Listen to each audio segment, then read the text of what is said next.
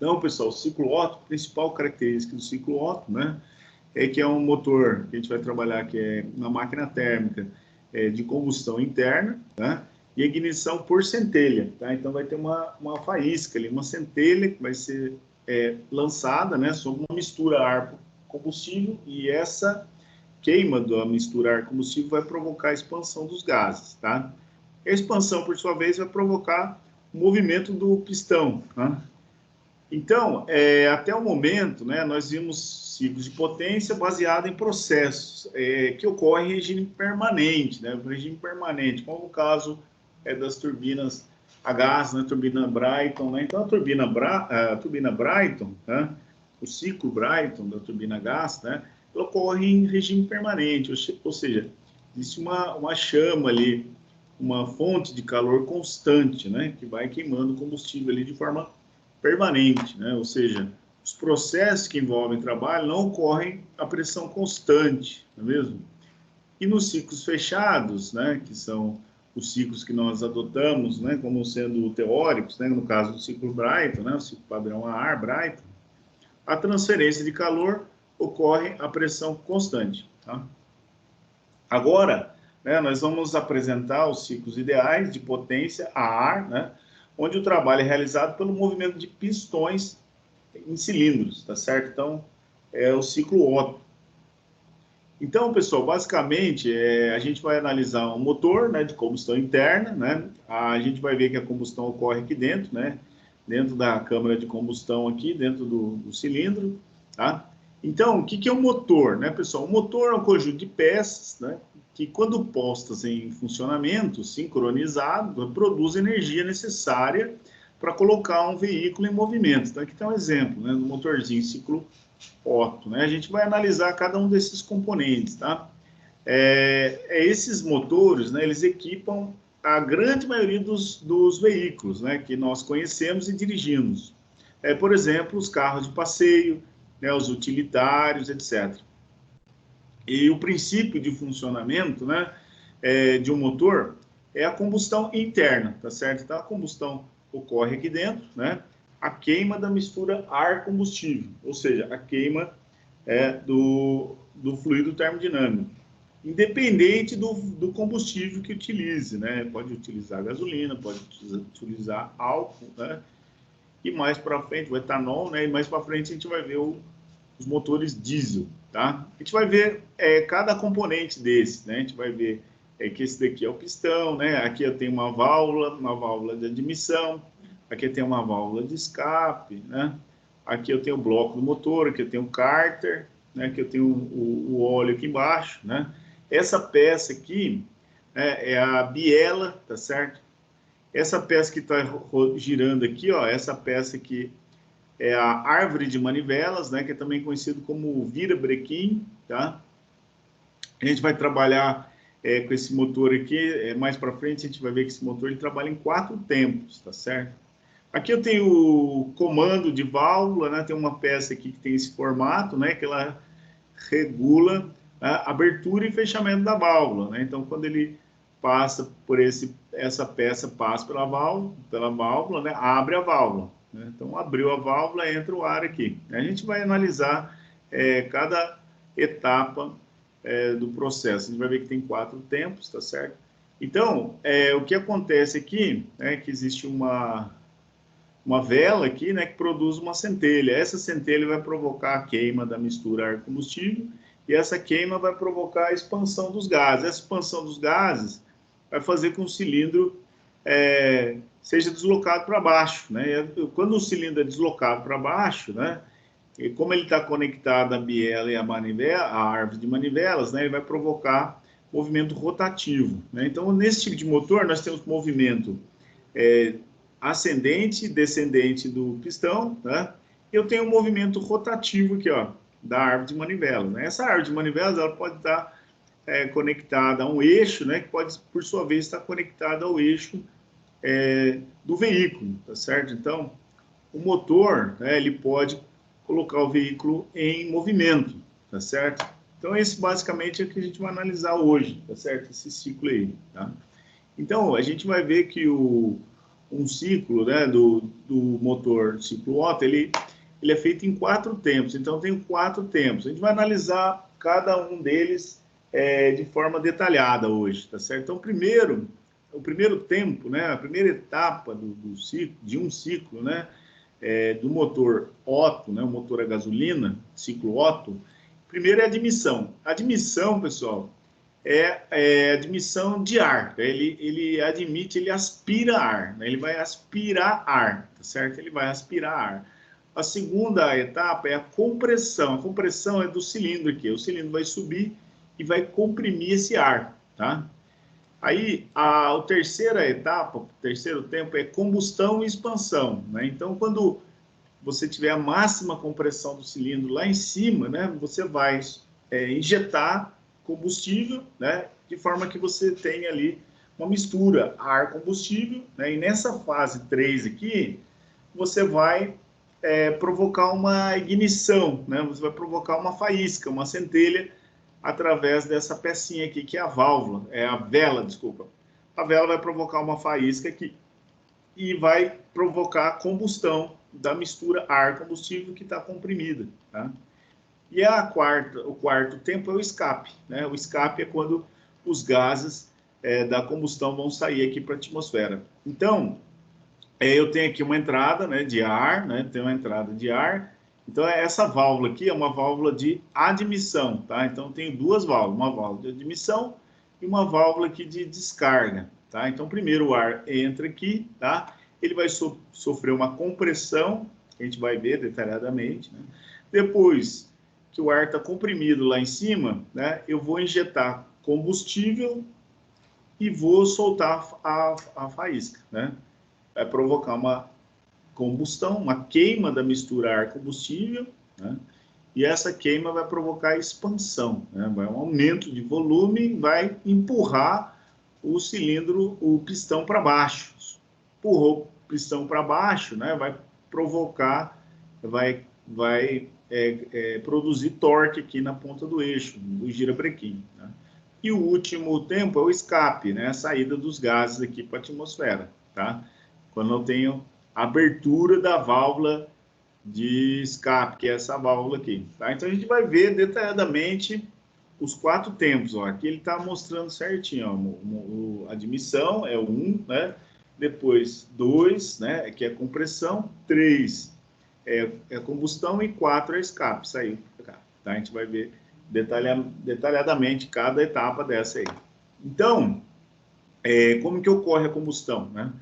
A combustão interna é um processo em que a mistura ar-combustível é queimada dentro do motor, convertendo energia térmica produzida em energia mecânica, tá? E essa energia mecânica ela vai ser utilizada para, por exemplo, movimentar o veículo, né? Então, essa energia mecânica ela vem do torque, né? Vem do trabalho, né, da potência na ponta do eixo, na ponta do girabrequim, né? O girabrequim é essa peça aqui, ó, né? A gente vai ver no detalhe aqui, esse aqui é o girabrequim que tá girando aqui, né? Eu tenho essa biela, né, que ela tem um movimento de cima para baixo e tem um movimento rotativo aqui também, tá? Então, o que que acontece, né? A energia mecânica dentro do motor, né? Ela vai acionar os componentes mecânicos móveis, né, sendo então transferido para uma série de outros componentes, chegando até as rodas, tá? Colocando o veículo em movimento. Então, é a partir dessa energia aqui, né, a partir da queima, da combustão, da queima da mistura ar-combustível, né, essa queima vai provocar expansão dos gases. Essa expansão dos gases vai empurrar o pistão para baixo, o pistão sendo empurrado para baixo, ele vai girar a árvore de manivelas, tá? E o giro da árvore de manivelas, né? A árvore de manivelas é conectada mecanicamente com outras peças até a conexão com as rodas, né? Então, essa produção de energia aqui vai produzir movimento no veículo no final, tá? Então, essa é a ideia aí do funcionamento do motor de combustão interna. Então, o motor, pessoal, ele é composto por várias peças, né? Vários componentes fixos e componentes móveis, que a gente vai ver aqui, tá? Todos esses componentes, eles trabalham em sincronia, tá certo? Então, eu tenho uma parte fixa, que é a estrutura do motor, que a gente vai ver aqui, que tem um bloco, tem um cabeçote, tem um cárter, né? E as partes móveis, né, que a gente chama que as partes móveis, elas dão vida ao motor em movimento, em funcionamento, tá?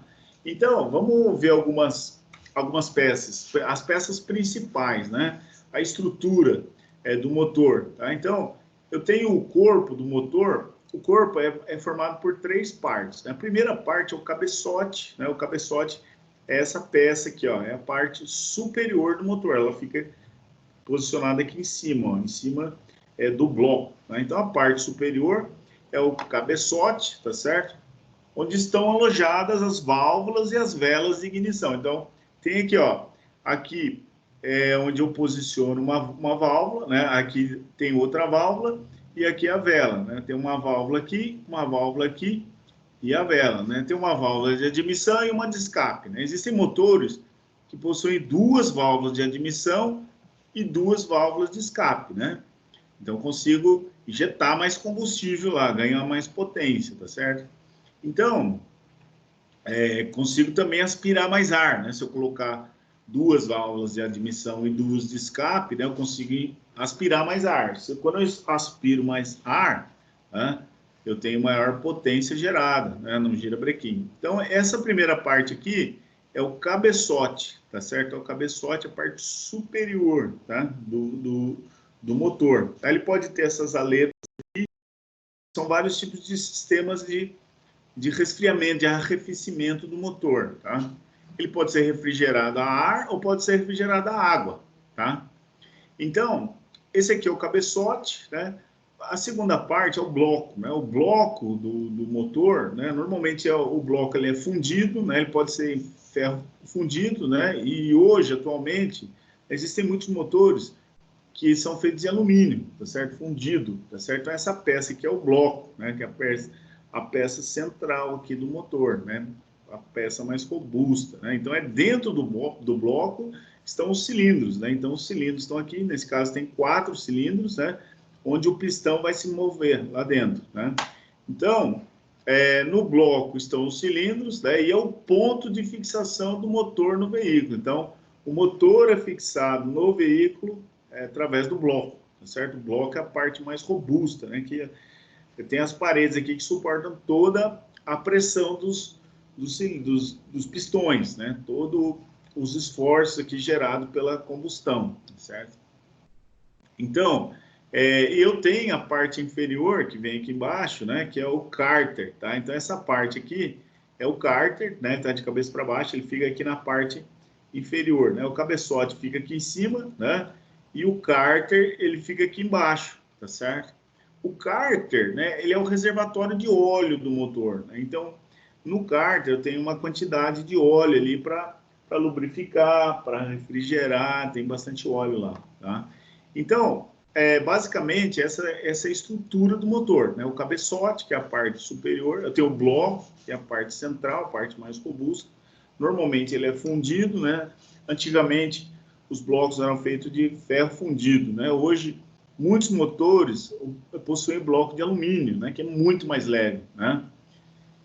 E nós temos também o cárter, né? O cárter, essa peça aqui na parte inferior do motor, né? Onde nós temos um reservatório de óleo, tá certo? Para lubrificação, né? Resfriamento, limpeza. O óleo é muito importante, né? Para o funcionamento do motor. Então, dentro de cada um deles ocorrem processos fundamentais, né? Para o motor. Então, eu tenho componentes móveis, né? Então, os componentes fixos, basicamente, mais importantes são a estrutura, né? Cabeçote, bloco e cárter. E eu tenho os componentes móveis, né? Então, eu tenho um conjunto móvel, né, que produz uma combinação de movimentos retilíneos, alternativos e rotativos, permitindo que cada um de seus componentes realize de maneira sincronizada a sua função, tá? Independente e conjuntamente, né? Então, aqui nós temos os componentes móveis, né? Eu tenho os pistões, né? Eu tenho o girabrequim aqui, né? O girabrequim ou virabrequim, né? também conhecido como árvore de manivelas, né? Aqui eu tenho as bielas, né? Eu tenho os pistões aqui, né? A gente vai ver tudo isso daqui. Aqui eu tenho o comando de válvulas, aqui eu tenho as válvulas de admissão, né? As válvulas de escape do outro lado, né?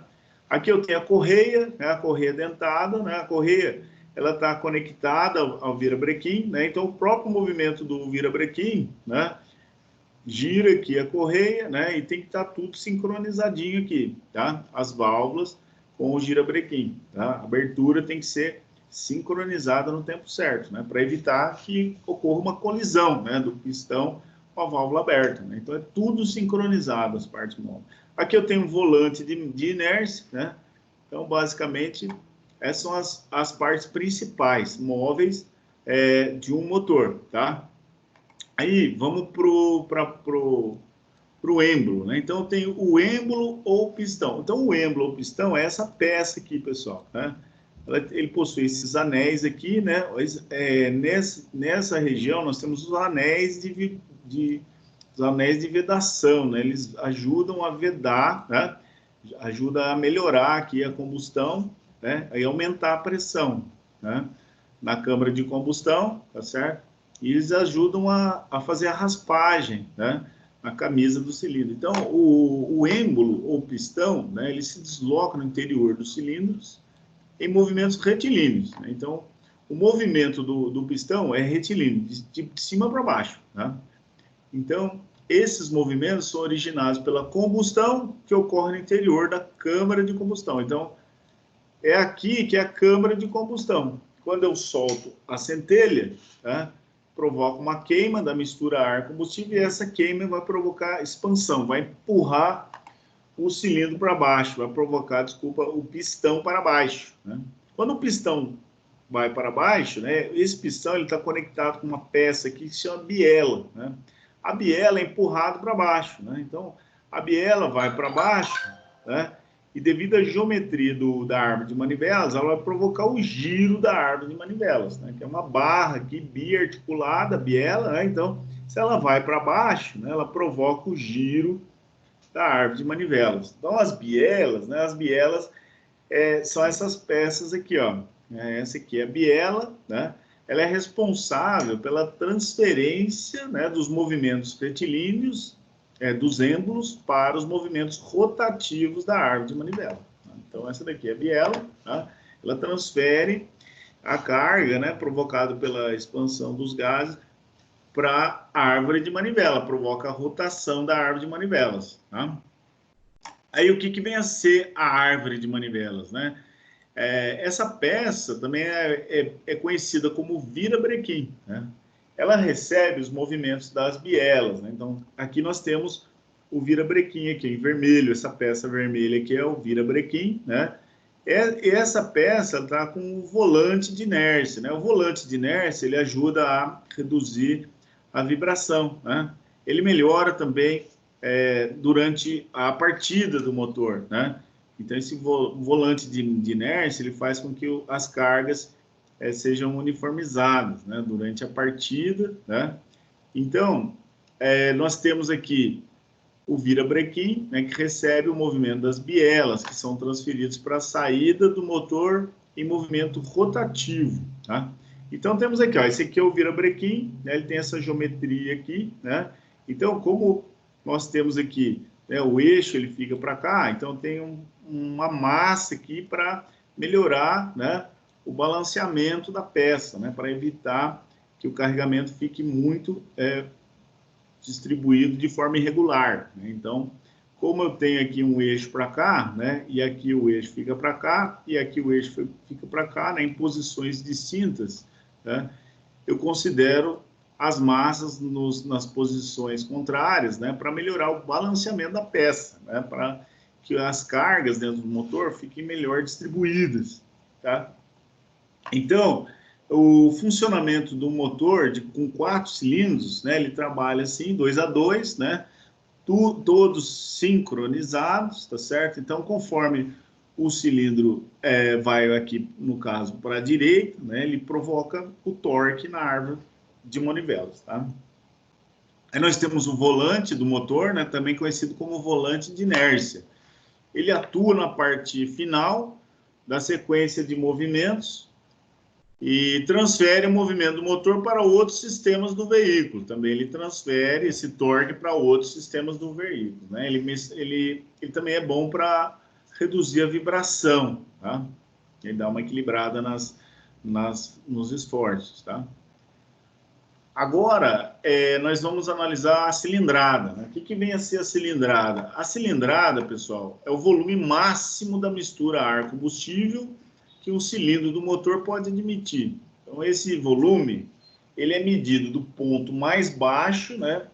O PMI do êmbolo, até o ponto mais alto, né? Que a gente vai chamar de PMS. Então, o PMS é o ponto morto superior. Então, aqui é o PMS, né? Quando o pistão está lá em cima, lá, né? O ponto mais alto do curso do pistão, tá certo? Esse aqui é o ponto morto superior. E quando o pistão está aqui embaixo, né? Nós chamamos de ponto morto inferior, tá certo? Então, esse aqui é o ponto morto inferior e esse aqui é o ponto morto superior. E o que vem a ser a cilindrada, né? A cilindrada é o volume, né? O volume do motor. Então, por exemplo, né? O motor 1.8, ele significa que a cilindrada é 1.8 litros. Né? O que é 1.8 litros? Ou seja, em outras palavras, né, todos os êmbolos juntos deslocam esse volume durante o seu curso. Então, vamos imaginar que eu tenho um motor que é 1.6, né? 1.6, se ele tiver 4 cilindros, né, significa que eu tenho 400 ml, né? 0,4 litros em cada cilindro, né? Então, o que é 0,4 litros? É a diferença entre o ponto morto superior e o ponto morto inferior, ou seja, esse volume aqui de cada cilindro, né, do motor que é 1.6, né, que a cilindrada é 1.6, o volume, né, entre o ponto morto superior e o ponto morto inferior de cada cilindro é 0,4 litros, tá certo?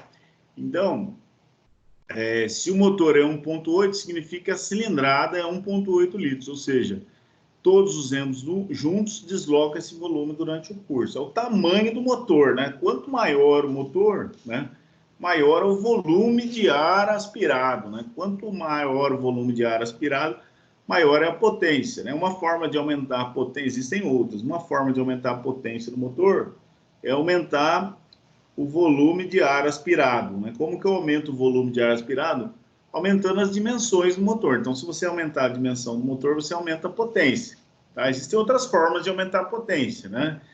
Que é aumentar a pressão, né? do ar, da mistura ar-combustível, né? Que aí eu posso colocar um compressor, ou posso colocar uma turbina, tá? Aí isso a gente vai ver mais para frente. Tá? Então, baseado no conceito da cilindrada, que nós já vimos, né? Que é o volume formado entre o ponto morto superior e o ponto morto inferior. Né?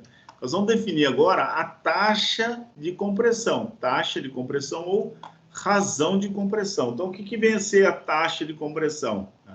Ela é uma relação entre o volume total, né, do cilindro, o volume total do cilindro, e o volume da câmara de combustão. Tá? Então, o que é o volume total? O volume total é o ponto morto inferior, tá? É o ponto morto inferior. Quando ele está lá embaixo, né, tem o volume total do cilindro. E a câmara de combustão, né, o espacinho que sobrou ali, tá? Quando o pistão está no ponto morto superior. Então, no ponto morto superior, eu tenho o volume da câmara de combustão, que é o pequenininho, quando o pistão está lá em cima. Né? E quando ele está lá embaixo, eu tenho o ponto morto inferior, que é o volume total do cilindro. Então, a razão de compressão é a diferença entre o volume do ponto morto inferior dividido pelo ponto morto superior. Mais para frente, daqui a pouco a gente vai ver o gráfico, né, de pressão por volume, né, do ciclo Otto. Então, a taxa de compressão vai ser o V1 sobre V2, né, que no caso do ciclo Otto, ele vai trabalhar dois processos termodinâmicos a volume constante, então vai ser V1 sobre V2, que vai ser igual a V4 sobre V3. Tá? Então, para a gente entender melhor a taxa de compressão, né, vamos imaginar, por exemplo, uma taxa de 9,8 para 1. Né? Significa o quê? Significa que o volume do cilindro é 9,8 vezes maior do que a câmara de combustão. Tá? Ou seja, a razão entre os volumes ponto morto inferior e ponto morto superior, que é isso daqui, tá certo? Então, mais para frente a gente vai falar de novo sobre a taxa de compressão. Tá?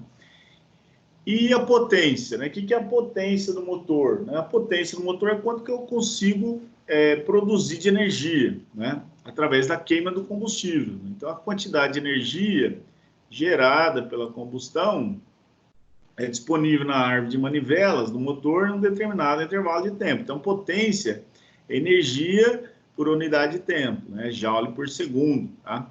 Então, é quanto que eu consigo gerar energia na árvore de manivelas, né? Que eu posso transferir para as rodas, né?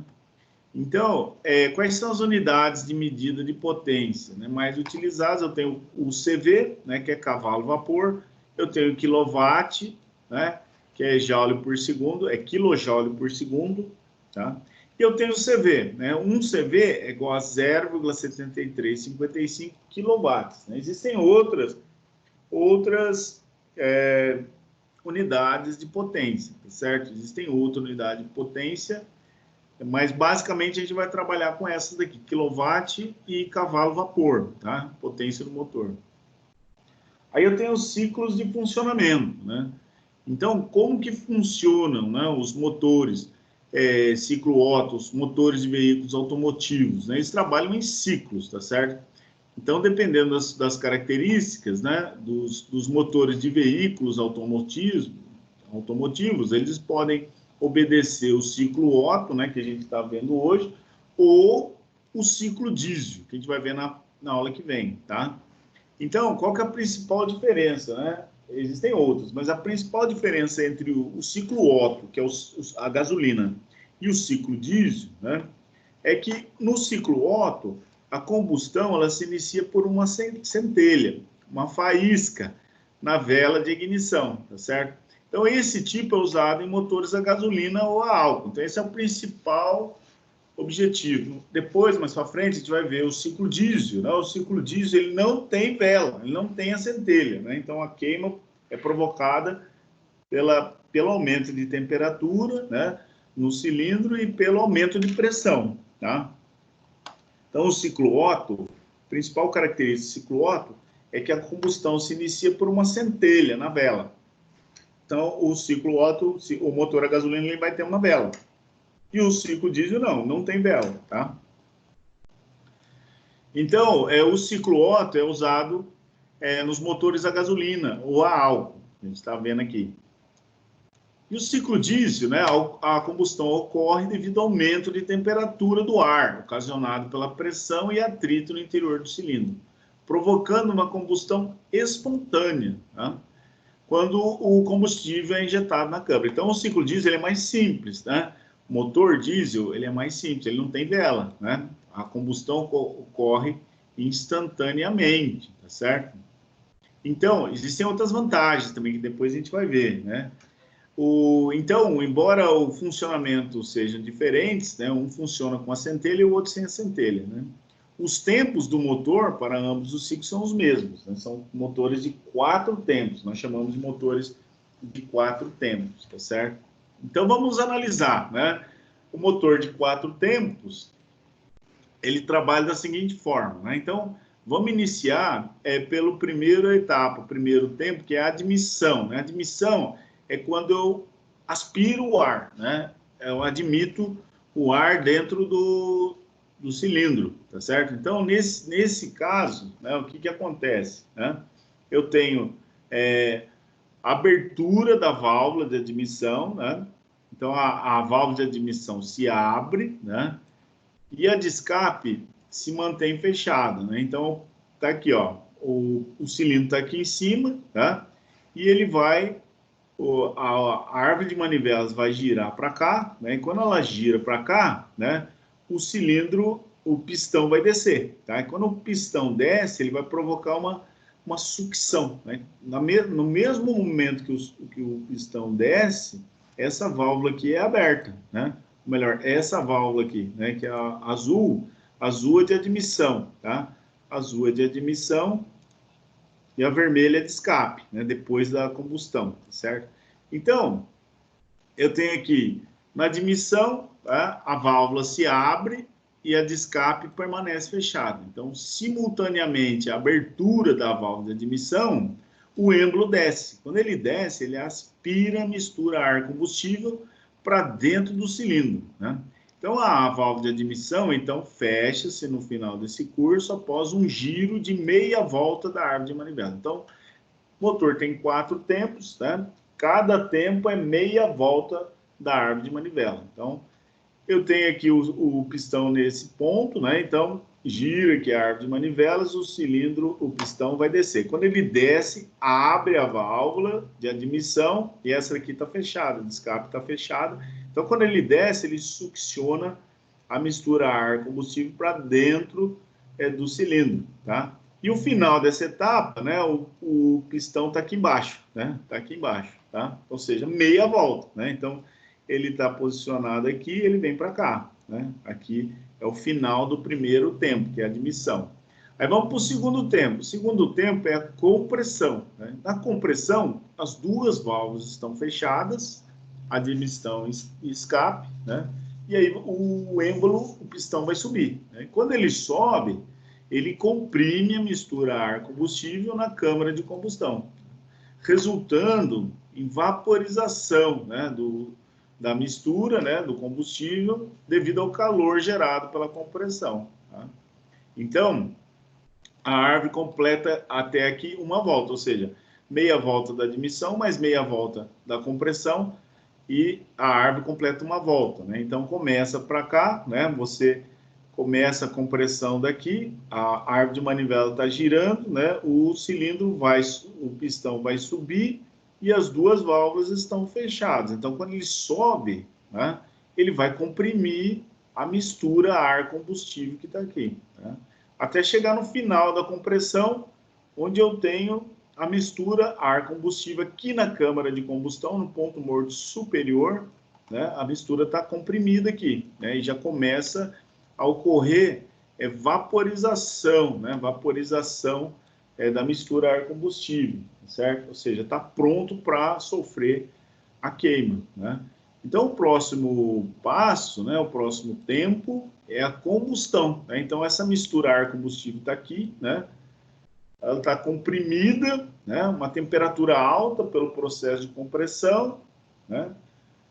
Aí eu tenho a fase de combustão, né, que ocorre geração de energia através da queima. Então, nesse momento, a válvula, né, ou melhor, a vela vai soltar uma centelha, uma faísca, né, e vai explodir essa mistura ar-combustível que está comprimida aqui numa alta temperatura, né? Então, nessa etapa, as válvulas de admissão e escape permanece fechada, né, para que você não perca a energia provocada pela expansão dos gases, né? Então, na combustão, a mistura que está comprimida, ar-combustível, mistura ar-combustível que está comprimida, ela vai ser inflamada, né, pela centelha da vela, o que vai provocar a combustão, o que vai impulsionar o êmbolo para baixo, né? Então, no final desse curso, a válvula de escape começa a abertura, né, após uma volta e meia da válvula de manivelas, né? Então, esse é o terceiro tempo, né? Então, a árvore de manivela já completou uma volta e meia, né? Então, tá aqui, ó, o pistão está aqui em cima, a centelha é lançada sobre a mistura e provoca queima. Essa queima vai provocar o quê? A expansão dos gases. A expansão dos gases vai provocar, né, vai fazer com que o pistão seja empurrado para baixo, né? Então, aqui, ó, no final da combustão, né, a válvula de escape já começa a abrir, né, para poder sair os gases da combustão aqui. E, por último, tem a exaustão, né, escape, né? Então, nesse tempo, a válvula de admissão permanece fechada, né, e a de escape, né, ela permanece, ela começa a se abrir progressivamente, com o êmbolo subindo. Então, o êmbolo vai subindo, né, e a válvula também vai abrindo. expulsando os gases resultantes da combustão. Então, quando o êmbolo finaliza a subida, né, a árvore de manivelas completa o ciclo de 4 tempos, de um cilindro do motor com 2 voltas da árvore de manivelas. Tá? Então, aqui no início, né, aí começa a subir de novo, né? Então, expandiu, parou aqui. Então, a árvore de manivelas está girando, né? Então, vai empurrar o pistão para cima. Né? Só que agora ele vai subir, né? E essa a válvula vermelhinha aqui, ó, que é escape, ela está aberta, né? Ela está empurrada para dentro aqui, ó. Então, quando ela fica nessa posição, ela fica posição aberta, né? Como o cilindro, o pistão está empurrando esses gases para cima e essa válvula está aberta, né? Os gases vão sair para a atmosfera aqui, ó, né? Vão sair para o escape, tá? Então, nessa razão, diz que o motor diesel ou Otto são motores de 4 tempos. A diferença entre um e outro é que o motor Otto, ele tem a vela aqui, que provoca a centelha. Tá? Então, esses são os 4 tempos do motor ciclo Otto, tá certo? Agora, tem aqui um pequeno descritivo, né, do motor 2 tempos. Né? O motor 2 tempos, eles combinam 2 cursos do êmbolo e uma volta da árvore de manivela, tá? As funções dos motores de 4 tempos. Então, é um motor mais simplificado, né? Normalmente, esses motores não têm velas, tá certo? O que elimina, assim, o uso de tuchos, de hastes, balancinhos e engrenagem. O motor é mais simples, né? Mais leve, né? Então, basicamente, se ele tem 2 tempos, ele vai ter um primeiro tempo vai ser admissão e compressão ao mesmo tempo, né? E o segundo tempo é chamado de curso de trabalho, tá? Então, está aqui o primeiro tempo e o segundo tempo. Tem algumas vantagens, né, do motor 2 tempos, né? Ele pode ter até 60% mais potência do que o motor 4 tempos, né? Ele é mais leve e mais simples, né? Tem a menor quantidade de peças, né? Então ele é mais leve, tá? Ele não tem válvula aqui, tá? Qual que é a desvantagem? A desvantagem é que ele polui muito o meio ambiente, né? Porque ele queima óleo, né? Então o óleo ele é misturado aqui junto no cárter, né? Então ele queima óleo do cárter, então faz muita fumaça, né? E polui muito o meio ambiente. E não tem freio motor, que também é um problema de segurança aí, tá? Então, o ciclo padrão a ar, né, que é o ciclo idealizado, o ciclo teórico, Otto, né, ele é um ciclo termodinâmico que a gente vai analisar, né, ele é idealizado, ou seja, teórico, né, e é utilizado para analisar o funcionamento de motores de combustão interna, principalmente os motores por ignição por centelha. Tá? Então, os motores baseados nesse ciclo, eles equipam a maioria dos automóveis de passeio, né? De hoje em dia são equipados com motores ciclo Otto. Tá? São vários tipos de configurações, né? Então, os mais utilizados nos automóveis, né, eles operam com 3, pode operar com 4, com 6, com 8, pode operar até com 12 cilindros, tá certo? Dependendo do tamanho, da potência, né, da aplicação. Aí, da mesma forma que nós fizemos para o ciclo Brighton, né, aqui no ciclo Otto, nós vamos considerar algumas hipóteses, né, teóricas para a gente poder analisar o problema. Tá? Então, nós temos 2 tipos de sistemas. Né? Eu tenho um sistema, um ciclo Otto, que a gente vai falar que é o ideal, né, idealizado, que a gente vai utilizar algumas hipóteses teóricas para poder equacionar, tá? E eu tenho o real, né, que acontece na realidade. Então, de uma forma ideal, né, o que a gente vai considerar como hipótese? Né? A gente vai considerar uma massa fixa. Né? A gente sabe que isso daqui é uma teoria, né?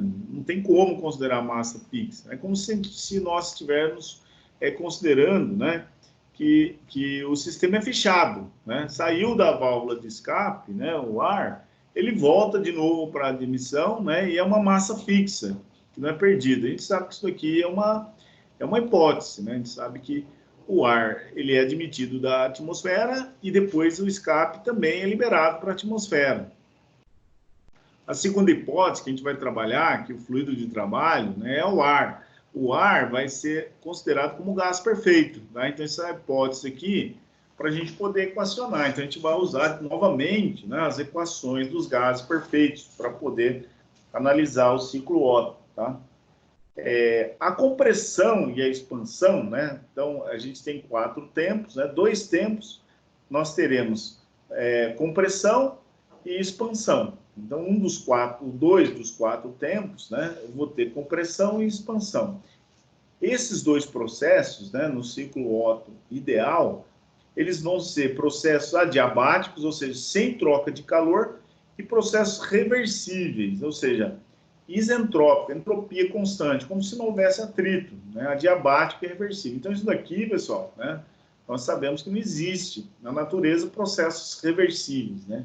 Sempre você vai ter um aumento de entropia no sistema, né? Sempre você vai ter uma irreversibilidade, por menor que seja, sempre você vai ter uma perda, tá? Então, isso daqui é a terceira hipótese. A quarta hipótese, né, que a rejeição de calor, ela ocorre de forma instantânea no ponto morto inferior. Então, é como se todo o calor rejeitado, né, ocorresse instantaneamente, né, no ponto morto inferior. Então, a gente sabe que isso aqui também não ocorre na realidade, né? A rejeição de calor, ela vai ocorrendo conforme o movimento do cilindro, e não de forma instantânea, né? Então, isso daqui também é uma hipótese. E o fornecimento de calor ocorre no ponto morto superior, que a gente sabe também que é uma hipótese, né? Que o fornecimento de calor ele começa, né, quando há centelha, né? Então, e de forma real, né? O que acontece, né? O que acontece no sistema real? Nós temos um volume de controle, né? O que é um volume de controle, né? O volume de controle, eu tenho sempre uma massa de fluido que está entrando, uma massa de fluido que está saindo. Então, o volume de controle, né? Ele vai ter uma fronteira, né? Mas ele sempre vai ter uma entrada e uma saída, ou seja, vai ter um fluxo de massa aqui. Não é uma massa fixa, um sistema fechado, né? O volume de controle, ele trabalha com entrada e saída de massa, né? Então, esse é o que acontece na realidade. Na forma real, né, na forma da natureza, né, que acontece realmente, né, nós temos uma mistura ar-combustível, né, na admissão e produtos da combustão no escape. Então, aqui a gente considera como um fluido de trabalho o ar como sendo gás perfeito, mas na verdade a gente sabe que existe ali, na verdade, uma mistura de ar mais combustível na admissão, tá? E no escape são os produtos da combustão, são os gases da combustão, né, no escape, né? Então é outra hipótese que a gente utiliza aqui, né? Então, o terceiro aqui, né, o que acontece, né? A troca de calor do fluido, né, com o cilindro, ou seja, ocorrem gradientes de pressão, né? Então, não ocorre de forma instantânea, né? Ou melhor, a compressão e expansão, né, não são adiabáticas, né, e reversíveis, né? Ou seja, existem gradientes de pressão, existem variações de pressão, né? Então, esses gradientes de pressão, né, eles fazem com que haja troca de calor com o cilindro, né? Então, durante a compressão e expansão, existe troca de calor com o cilindro, né? Diferente da hipótese teórica idealizada que fala que a compressão e expansão é adiabática, né? E o item 4, né, nós sabemos que a rejeição de calor é dado pelo escape dos gases mais a troca de calor com o bloco, né? Então, não é só na rejeição dos gases, né? Como o cilindro está em contato com o bloco do motor, eu sei que vai ter troca de calor com o bloco do motor também, tá? E aqui, o fornecimento de calor ocorre no PMS, né? Na verdade, o calor é dado pela centelha, tá? Que não necessariamente pode estar exatamente no PMS, tá? Então, o motor ele é todo sincronizado. Então, para a gente fazer a análise termodinâmica do sisteminho, né, nós vamos analisar, né, o ciclo Otto padrão a ar, ou seja, com todas aquelas hipóteses lá. De forma termodinâmica, né, a gente pode analisar cada processo de forma gráfica. Então, se a gente pegar o gráfico pressão por volume, né? Então, esse eixo aqui, o eixo da abscissa é o eixo do volume. Então, tem aqui o ponto morto inferior. O ponto morto, quando o pistão está lá no ponto morto inferior, né, eu tenho o maior volume, né? Então, está lá embaixo, tem um volume grande, né? No ponto morto superior, eu tenho a câmara de combustão, é um volume pequenininho, tá? Então, o primeiro processo termodinâmico que a gente vai ver é a compressão, que a gente vai analisar no ciclo padrão a ar idealizado como sendo uma compressão isentrópica, ou seja, a entropia é constante, tá? Então, de 1 para 2, né, nós temos uma compressão, né? Então, aumento de pressão aqui, ó, de 1 para 2, né? Ou seja, o cilindro vai sair do ponto morto inferior em direção ao ponto morto superior, provocando um aumento de pressão. Então, P1 vai para P2, certo? Aumentou a pressão aqui. Ou seja, vai do PMI para o PMS. Existe um aumento de pressão, lógico, é uma compressão. Existe aumento de temperatura e nós vamos considerar aqui, por hipótese, né, que é uma compressão adiabática e reversível, ou seja, entropia constante. Então, quando a gente analisar de 1 para 2 aqui, né, no diagrama TS, né, temperatura por entropia, como é uma compressão adiabática e reversível, a entropia é constante, né? Então, o S aqui de 1 para 2 é constante. S1 é igual a S2, ou seja, uma compressão isentrópica. Agora, vamos analisar de 2 para 3. Né? De 2 para 3, eu estou aqui, ó. De 2 para 3, eu estou aqui. Né? É a combustão, ou seja, a troca de calor, né, a volume constante, ou seja, a troca de calor, nós vimos que vai ser de forma instantânea, lá no ponto morto superior. Né? Então, aqui vai ser o fornecimento de calor aqui na câmara de combustão, né, que é provocado pela centelha, né, na realidade. Né? Então, aqui eu tenho a combustão. Né? Então, a combustão, ela vai ocorrer a volume constante. Então, no diagrama PV, né, vai ser nessa condição aqui do ponto morto superior, volume constante aqui. No diagrama TS, né, de 2 para 3, eu vou ter um aumento de temperatura, porque eu estou provocando uma combustão, estou inserindo calor no sistema, né, e um aumento de entropia também. Chega na temperatura T3 aqui, na combustão, que é a máxima temperatura do sistema do ciclo termodinâmico, né? Ciclo Otto. Então, nesse caso, eu vou ter um aumento de pressão, né, na combustão, tá aqui, ó, aumentou a pressão, vou para a maior pressão do sistema, né, de 2 para 3. Né? Então, aumentou muita pressão, aumenta muito a temperatura, porque é um processo de queima, e aumenta a entropia do sistema. Eu tenho que fornecer calor, esse calor é fornecido pela queima do combustível. Né? Então, é o ponto de maior energia aqui, ó, maior pressão, maior temperatura. Né? Então, eu estou aqui, maior pressão, maior temperatura, né? Agora eu vou de 3 para 4. De 3 para 4, né, vai ser a expansão, né? Uma expansão de 3 para 4, expansão, aumento de volume, né? Então, do ponto morto superior, né, a expansão dos gases, da queima do combustível, vai fazer com que o ponto morto superior, o pistão vai lá para o ponto morto inferior, ou seja, vai empurrar o cilindro para baixo. Né?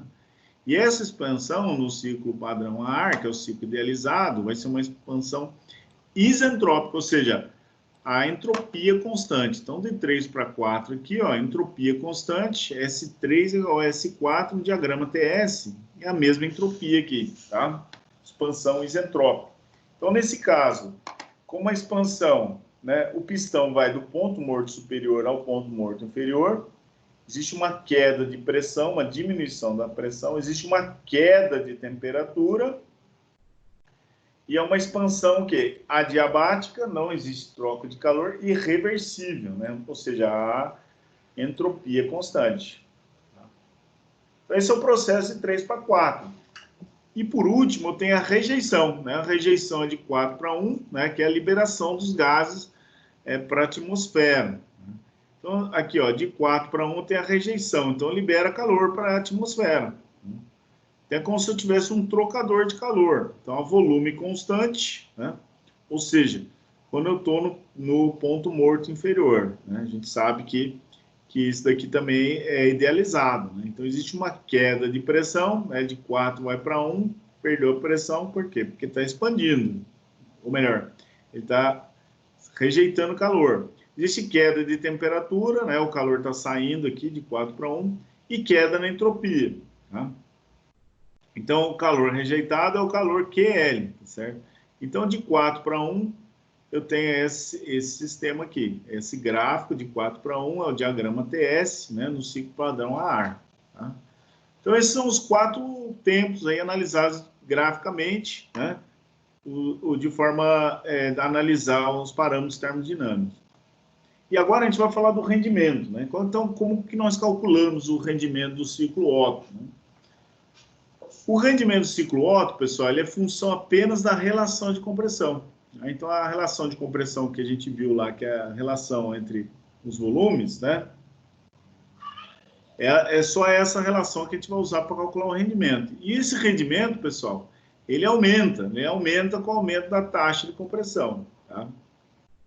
Então,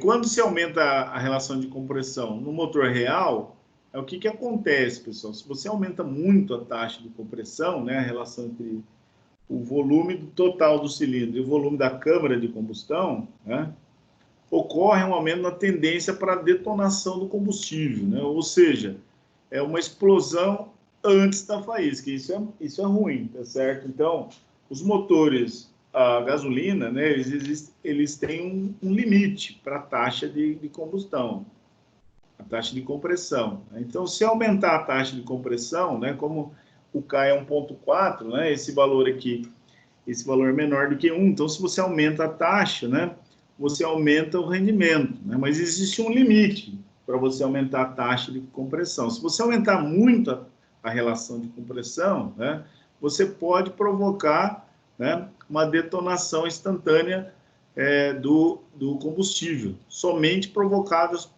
somente pelo aumento de pressão e não pela faísca. Tá? Isso daí vai dar problema de funcionamento no motor. Tá? Então, o que acontece? Né? A detonação ela é caracterizada por uma queima do combustível, né? Que é extremamente rápida, né? E é causada pelas fortes ondas de pressão no interior do cilindro, né? Que originam as batidas. Então, o que acontece? Se o motor tiver uma taxa de compressão muito grande, né? Pode provocar uma queima, né, uma queima instantânea, né, antes da vela, antes da faísca. Então, essa queima antes da faísca, né, ela é provocada por fortes ondas de pressão no interior do cilindro. E vai provocar um ruído característico que é chamado de batidas do motor. Né? Ou seja, quando você tem a queima do combustível antes da faísca. Então, nesse caso, né, onde você tem esse problema, ocorre uma combustão incompleta. O sistema ele não aproveita toda a energia disponível. Nesse caso, ocorrem oscilações na pressão e ocorrem as batidas. Essas batidas é um ruído característico quando você tem essa queima antes da faísca. Tá? E esse fenômeno ele pode causar dano mecânico, principalmente no pistão, nos anéis e na vela, e nas válvulas também. Tá? Então, eu tenho que regular certinho minha taxa de compressão para evitar que a mistura ar-combustível seja detonada antes da faísca, da vela. Então, nesse caso, existe uma relação máxima, né, de compressão que pode ser utilizada. E a detonação, nesse caso, é evitada. Então, o aumento das relações de compressão através dos anos, né, nos motores reais, foi possível devido ao desenvolvimento de combustíveis com melhores características antidetonantes. Então, se você aumenta a taxa de compressão, você consegue aumentar o rendimento do motor.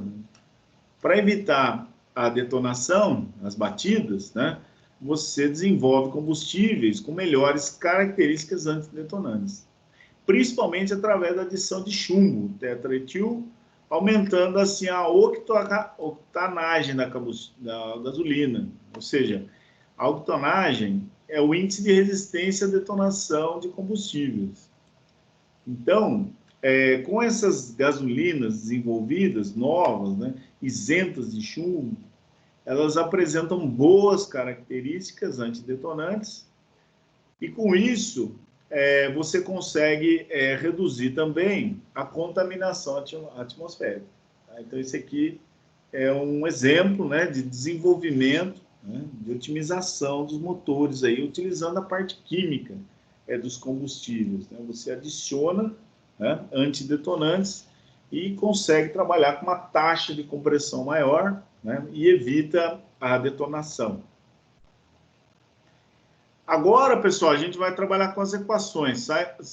Quais são as equações que nós vamos trabalhar no ciclo Otto padrão a ar, idealizado, né? A gente idealiza justamente para poder calcular.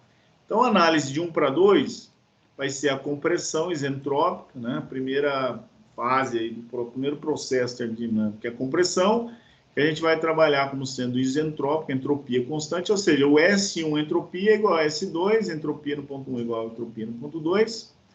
E na compressão, o pistão sai do ponto morto inferior para o ponto morto superior. A equação que a gente vai usar é essa daqui, pessoal, né? A equação dos gases perfeitos, né? E o T2 sobre T1 é igual ao V1 sobre V2 elevado a K menos 1K é igual a 1,4, que nós vimos na aula passada, né? Que é a relação entre o CP e o CV. Esse valor normalmente é dado nos exercícios, é 1,4, tá? E o P2 sobre P1 é V1 sobre V2 elevado a K. Então, essas são as equações que a gente vai usar na compressão do ciclo Otto, tá? Na segunda etapa, né, de 2 para 3, a gente vai analisar a combustão, tá? Na combustão, nós temos um processo de fornecimento de calor a volume constante, que é o ciclo padrão a ar, tá? Do ponto morto superior, provocado no ponto morto superior. Então, aqui, na combustão, a gente vai calcular o calor, né, o calor da câmara de combustão. Né? Quanto que eu tenho que fornecer de calor para o sistema para produzir o trabalho, quanto que eu tenho que queimar de combustível. Então, o QH aqui, né, é o calor de 2 para 3, né? Nesse caso aqui do ciclo Otto, né, ele vai ser uma variação da energia interna. Então, U é energia interna, tá?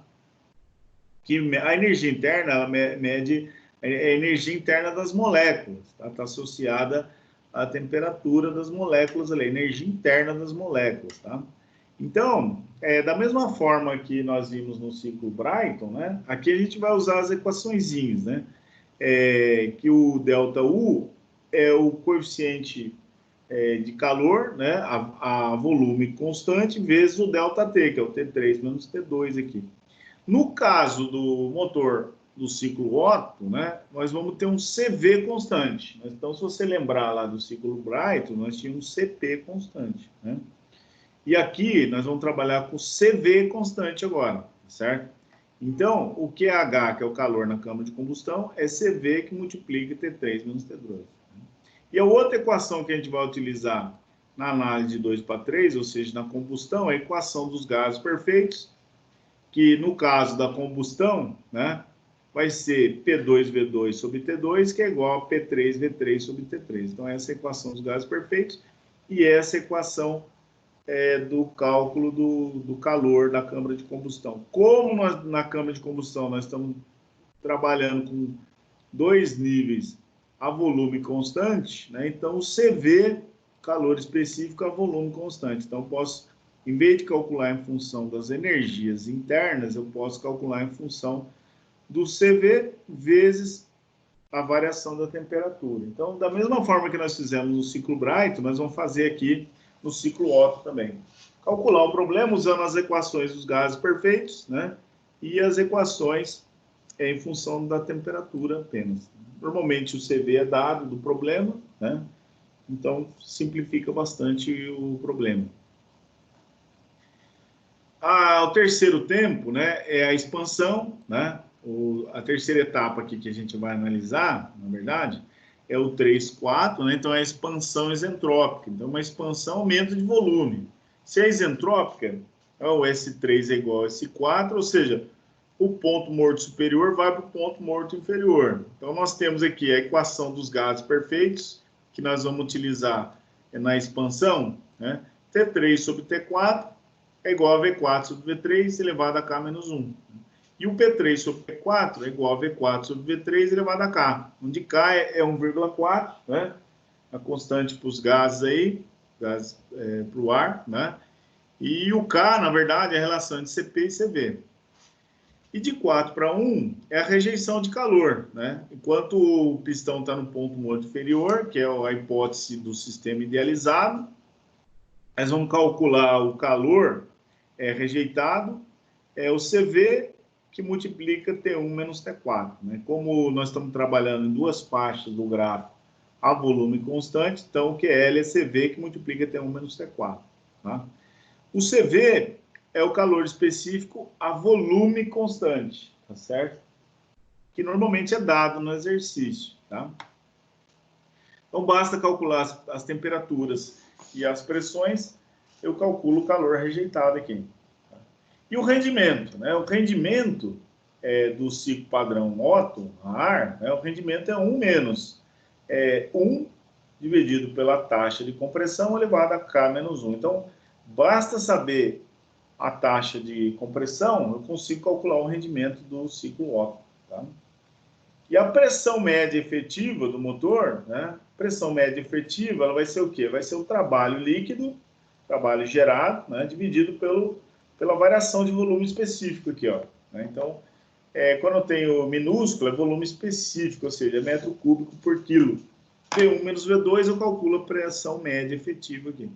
E o trabalho líquido é o calor na câmara de combustão menos o calor rejeitado aqui.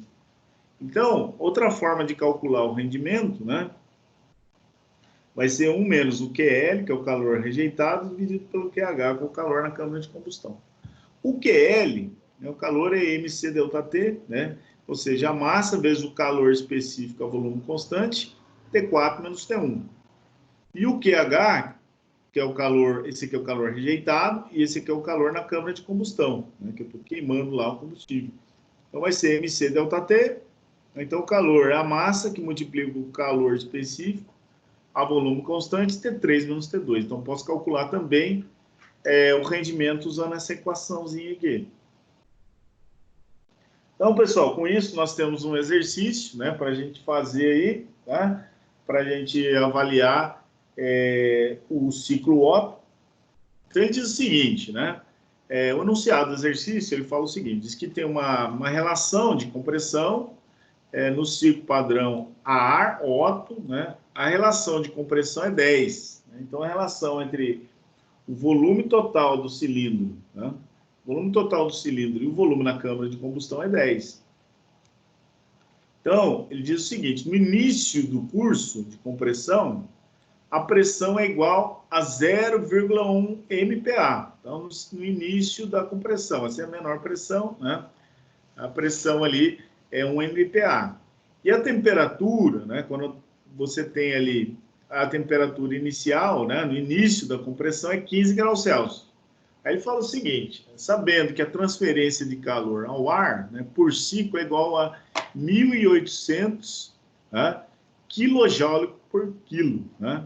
Então, esse daqui é o calor da câmara de combustão, né, que ele chama aqui de transferência de calor ao ar, né, que a gente está trabalhando no ciclo padrão a ar, que é o ciclo idealizado, né? Então, é como se nós estivéssemos transferindo calor na câmara de combustão, né? Calor de 1.800 kJ por quilo. Aí ele pede para determinar, a letra A, a pressão e a temperatura no estado final de cada processo do ciclo. A letra B, ele pede para calcular o rendimento térmico, né? E a letra C, ele pede para calcular a pressão média efetiva. Então, esse é o exercício que a gente vai fazer. Aí ele deu, né? São dados o K, que vale 1,4, o calor específico CV é volume constante, que é 0,717 kJ por quilo vezes Kelvin. E a constante dos gases, que a gente vai usar, o R do ar, é 0,287 kJ por quilo vezes Kelvin. Então, primeiro aqui a gente vai analisar a compressão, tá? Então, de 1 para 2 eu tenho uma compressão isentrópica, tá? Então, aqui, ó, de 1 para 2 tem a compressão aqui, ó, o cilindro vai do ponto morto inferior para o ponto morto superior. E é isentrópica, então de 1 para 2 a entropia é constante aqui. Então, nós temos o ar, né, dentro do cilindro. No estado 1, foi dada, né, a pressão no início da compressão é 0,1 MPa, tá? Megapascal. E T1 é temperatura, né? A temperatura antes da compressão, ou seja, no estado 1, no ponto 1, é 15 graus Celsius, né? Que é 288,2, tá certo? Então, ele somou 15 mais 273,2, deu 288,15 aqui. Que ele arredondou para 288,2. A taxa de compressão, ou a relação de compressão, ele falou que vale 10, né? Então, tá aqui, ó. Ciclo padrão a ar, né, a relação de compressão é 10. Então, o RV é 10. Tá? A taxa de compressão é o quê? É a relação entre o ponto morto inferior, né, que é o volume máximo do pistão, do cilindro, desculpa, dividido pelo ponto morto superior, que é o volume da câmara de combustão. Né? Que é a mesma coisa que a relação de V1 sobre V2, que é igual ao V4 sobre V3. Né? Então, eu tenho dois patamares aqui de volume constante, né? Então, 2 e 3 é um volume no PMS, e 1 e 4 é o volume do PMI. Né? Então, V1 sobre V2 é constante, né? Assim como V4 sobre V3 também é constante, vale 10, é a taxa de compressão aqui. O QH, ele deu também o calor na câmara de combustão, a combustão é 1.800 kJ por quilo. Tá?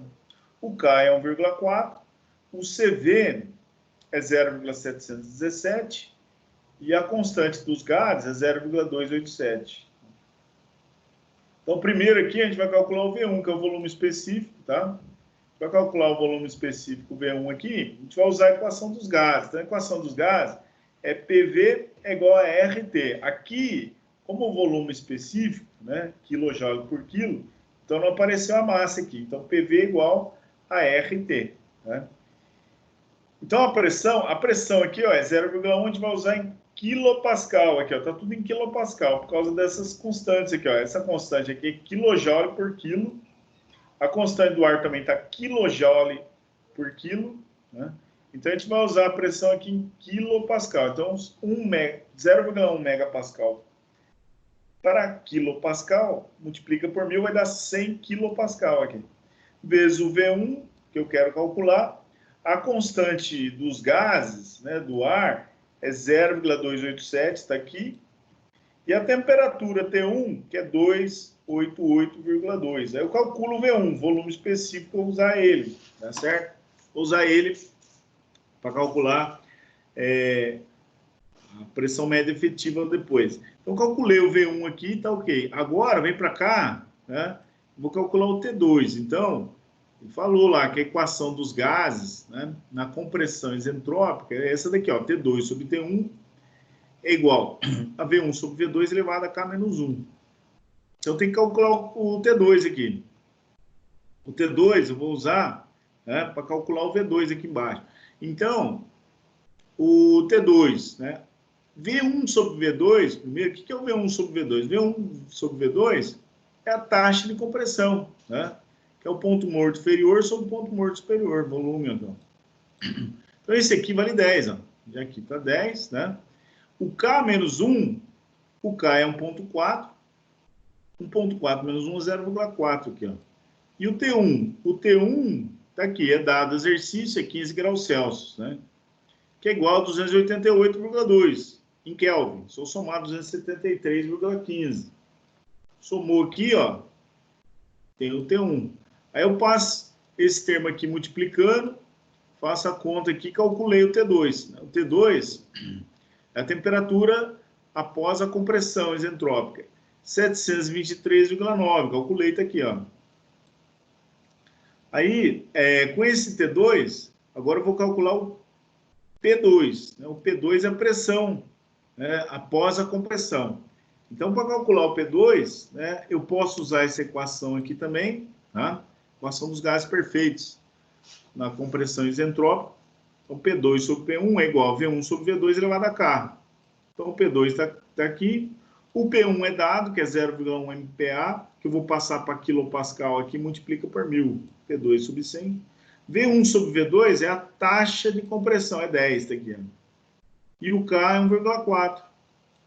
Então, passa esse termo multiplicando, faz a conta, né? Vai dar 2.512 quilopascal. Aqui, ele colocou em megapascal, né? Só para demonstrar. Então, de quilopascal para megapascal, divide por 1000. Então, o P2 é 2,512 megapascal. Tá? Professor, só um minutinho antes de você iniciar o próximo cálculo ali, qual a diferença do V2 maiúsculo e do V2 minúsculo? O V2 minúsculo, né? Isso aí nós vimos lá no início lá. O V2 minúsculo assim, né? Esse aqui, o V2 é uma propriedade extensiva. Então, o V2 minúsculo é volume específico, ou seja, tudo que é minúsculo é em função da massa, ou seja, metro cúbico por quilo, desculpa. Aqui nós estamos trabalhando no sistema internacional, só que devido às constantes aqui, a gente está usando quilojoule e quilopascal. Então, o V2 é volume específico. Quando você tem minúsculo, então é volume metro cúbico por quilo, tá? E o V2 maiúsculo, né, que é o volume normal, então o V2 é metro cúbico. Essa é a diferença, né? Então, quando você tiver a variável maiúscula, volume, por exemplo, vai ser metro cúbico. Né? Quando você tiver minúscula, é metro cúbico por quilo. Tá certo? Ou é também chamado de volume específico. Tá certo? Tudo que tiver em minúsculo é dividido pela massa. Tá? Toda vez que tiver maiúsculo, é metro cúbico apenas. Tudo bem? Essa é a diferença. Né? E vale para volume, mas também vale para energia interna, para entalpia, para entropia. Então, certo? Sempre que a variável tiver minúsculo, é dividido por quilo, tá certo? Tudo bem? Então, pessoal, aqui ele calculou o P1, calculou o P2, né? E agora ele vai calcular o V2 também, minúsculo, tá vendo? Não, o V2 é minúsculo, ou seja, é volume específico, tá? Então, jogando na equação aqui, ó, a equação dos gases perfeitos, né? No ponto 2, eu sei que o P2V2 é igual a RT2.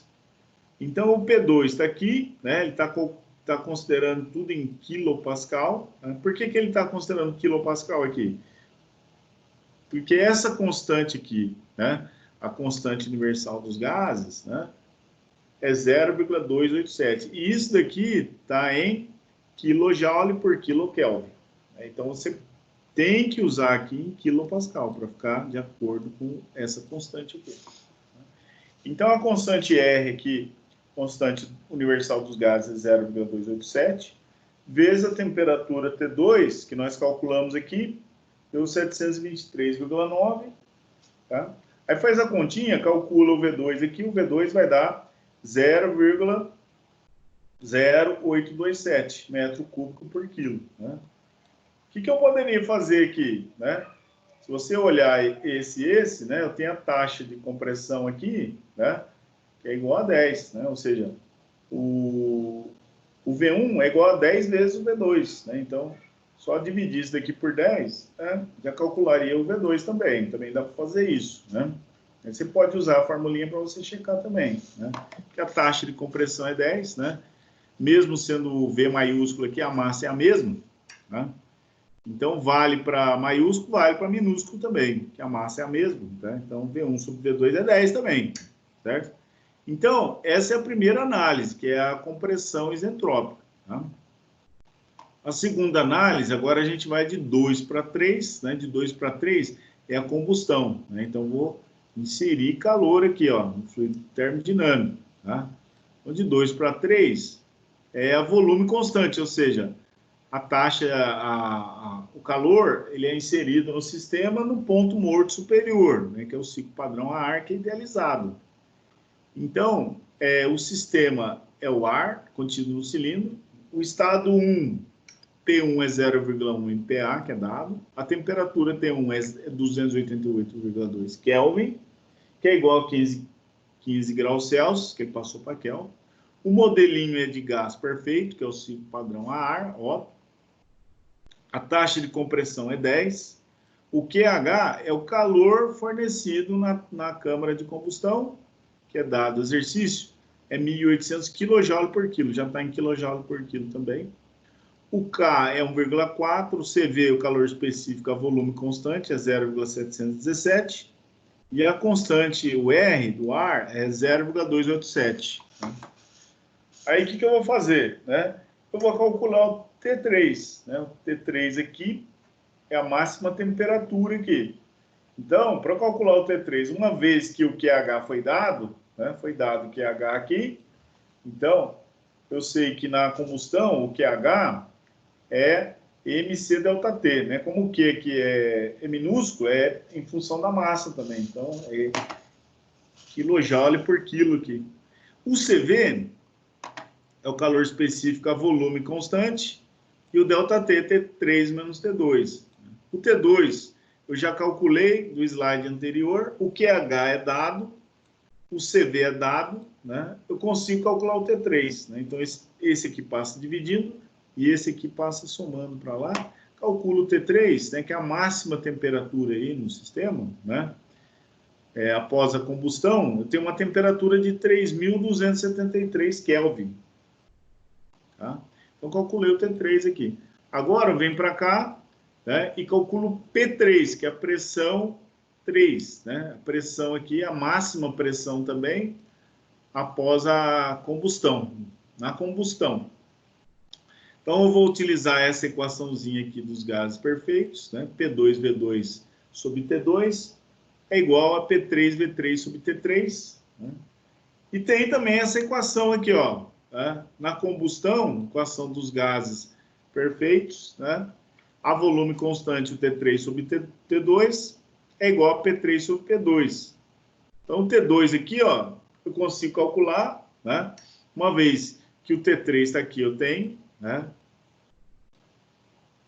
O P3 eu quero calcular, o T2 eu calculei já do slide anterior e o P2 também, né? O P2 eu calculei, ó, o P2 eu calculei do slide anterior, coloquei aqui, e o T2 também calculei do slide anterior. Então, todos esses que estão amarelos já foram calculados ou foram dados, né? Então, multiplica em cruzes isso daqui e calculo o P3, que é a máxima pressão do sistema aqui, ó, né? Aqui ele já fez direto, já colocou em MPa, embora a gente está usando tudo em quilopascal, ele fez a conta e colocou em MPa, tá? Na verdade, a pressão P3 fazendo a conta aqui vai dar 11.282 quilopascal, que é a pressão 3, é a máxima pressão aqui do sistema, né? Quando eu tenho a combustão da mistura ar-combustível. Aí eu tenho de 3 para 4, eu vou ter uma expansão isentrópica. Então, tá aqui, ó. Depois da queima, né? A queima dos gases, né, na combustão vai provocar o quê? Vai provocar uma expansão. Né? Expansão, aumento de volume. Ou seja, eu estou no ponto morto superior lá em cima, vai queimar, né, combustão vai provocar a expansão dos gases. A expansão dos gases vai provocar o ponto morto superior, o pistão vai para o ponto morto inferior. Aí nós temos aqui um sistema de ar, né, contido no cilindro. O estado 1 foi dado, né, dado o exercício P1 0,1 MPa e o T1 15 graus Celsius, que equivale a 288,2 Kelvin. O modelo é de gás perfeito, a taxa de compressão é 10, o QH é o calor, né, na câmara de combustão é 1.800 kJ por quilo, o K é 1,4, O calor específico a volume constante é 0,717 e a constante universal dos gases é 0,287, está aqui. Aí eu calculo o T4, né? Eu sei que de 3 para 4 é expansão isentrópica, eu posso usar essa equaçãozinha aqui dos gases perfeitos. Tá? O T3, eu já calculei do slide anterior. Né? A taxa de compressão aqui, ó, V4 sobre V3, V4 é PMI, V3 PMS. Né? Tenho duas situações aqui a volume constante, né? 2 etapas a volume constante. Então, o V4 sobre V3 é 10 também, que é a taxa de compressão. O T3 calculei no slide anterior, que é 3.234, e o K-1 é 0,4. Então, passo o T4 para cá, passo 10 elevado a 0,4 dividindo, faço a conta, calculo o T4. O T4 vai dar 1.287,5 Kelvin. Calculei o T4. Aí, com o T4, eu vou calcular o P4 agora, que eu vou utilizar mais para frente. Então, eu vou usar aqui também a equação dos gases perfeitos. Né? O P3 sobre P4 é igual a V4 sobre V3, que é a taxa de compressão. O P3 eu calculei do slide anterior, deu 1.222 quilopascal. O P4 eu quero calcular. A taxa de compressão é 10 e o K é 1,4. Então, passo o P4 para cá. O 10 elevado a 1,4 eu passo dividindo, faço a conta. O P4 vai dar 446,75 quilopascal. Então, analisei aqui de 3 para 4, que é a expansão. E agora, o que está faltando é o escape. Né? Então, no escape, é de 4 para 1, que eu estou aqui, né? A volume constante, né? De 4 para 1, no diagrama TS, volume constante está aqui. Então, de 4 para 1, eu estou no ponto morto inferior, é o mesmo sisteminha, né? Um ar contido dentro do cilindro, é os mesmos dados de entrada, né? Gás perfeito, P1 é 0,1 MPa, T1 288,2, a taxa de compressão é 10, o QH, calor na câmara de combustão, é 1.800 kJ por quilo, o K 1,4, que é dado, o calor específico a volume constante é 0,717 e a constante dos gases é 0,287. Então, aqui para calcular o QL, né, o calor rejeitado no escape, equaçãozinha, né, Q igual a C delta T, né, esse aqui também é minúsculo, né, que é joule por quilo, que é calor específico, né, a taxa de transferência de calor em função da massa. Esse aqui é o calor específico a volume constante, que é o Czinho, vezes o delta T, que é T1 menos T4. Então, o QL, o CV é dado, T1 é dado do exercício, 288,2, e o T4 nós calculamos. No slide anterior, deu 1.287,5. Faça a conta aqui, vai dar o QL, é o calor rejeitado, negativo, né? 716,15. Isso aqui é quilojoule por quilo, né? Porque é minúsculo aqui também, né? Então, é em função da massa. Tá? E aí, por último, nós calculamos o rendimento, né? O rendimento, ele é função apenas da taxa de compressão. Então, só substituir 1 menos 1 sobre 10 elevado a K menos 1, 1,4 menos 1 é 0,4, faça a conta, deu 60,2%. É o rendimento do motor. Tá? Aí eu calculo a pressão média efetiva. A pressão média efetiva é o trabalho líquido dividido pela V1 menos V2, que é o volume específico no ponto 1 menos volume específico no ponto 2. Então, aqui eu tenho, ó, o trabalho específico é o QH, né, que é o calor na câmara de combustão, que é 1.800 kJ por quilo, dividido pelo calor, menos o calor rejeitado, que é 716,5. Aí eu tenho o trabalho líquido, esse que vai ser produzido, né, na árvore de manivelas. O V1 eu calculei, né, nos primeiros slides lá do exercício. Primeiro slide do exercício, calculei o V1, a 0,827. Né? E o V2, que é 10 vezes menor, né, a taxa de compressão é 10. Nós calculamos esse daqui também, que é 0,0827. Faço a conta, calculo a pressão média efetiva aqui do motor, ciclo Otto. Então, pessoal, aí eu tenho outro exercício aqui, tá? Vou deixar como proposto para vocês, né?